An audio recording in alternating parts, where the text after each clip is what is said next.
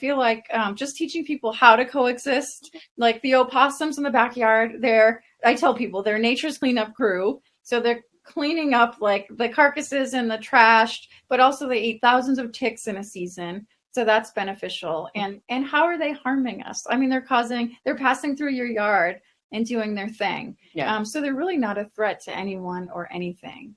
I think people down by us, I think sometimes they get worried about the, you know, burrowing under the house, and is that going to impact my house in some way? Or like I told you before we started recording, one went underneath. I've got video still of it, with it going under there with babies on its back and underneath my deck. But it used to drive my dog crazy, and to go out there and bounce on the deck like he was going to get through the deck to get to them. But it was a little annoying, but it passes. It does pass. It does pass. And that's a good point, because there are so many ways that you can deter animals. Okay. I mean, if you do have foxes nesting that are thinking about nesting under your deck, we have ways to discourage them. It's things like putting out rags of ammonia, making loud noise, playing radio at during the day when they're trying to sleep, things like that, to discourage them without harming them. And these things do work, but sometimes they take persistence. And I feel like we as humans, we want instant solutions for things. Yeah. Exactly. So some of this stuff takes persistence, but then can have long-term effects, especially exclusion is really important. So now the fox has moved on from under your deck.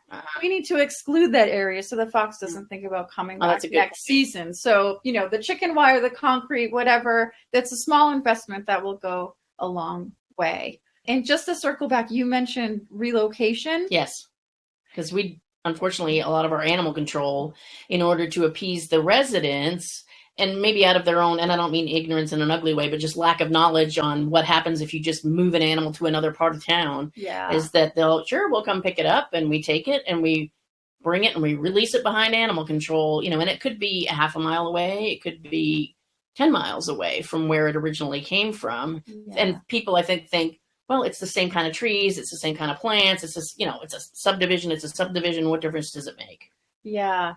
It makes a huge difference for that animal. Mm-hmm. We also see this, and in the state of Massachusetts, it's illegal to relocate any animals. So if you are a homeowner and you trap mice on your property, the only place you can release them is back on your property. And so what we see, especially right now, is people, they think they're doing something kind. Mm-hmm. So they think, I didn't kill the animal. I moved it to the next town. Right. Well, guess what? Right now, everyone has babies. So if you're trapping that mama raccoon that was in the chimney and moving it to the next state, it probably has babies in the chimney. So abandonment, orphans, we've created orphans. But also, as you mentioned, if you move an adult animal to a new location, this is a territory that is unknown. They don't know the predators. They don't know the foraging. They're in a new territory of another raccoon.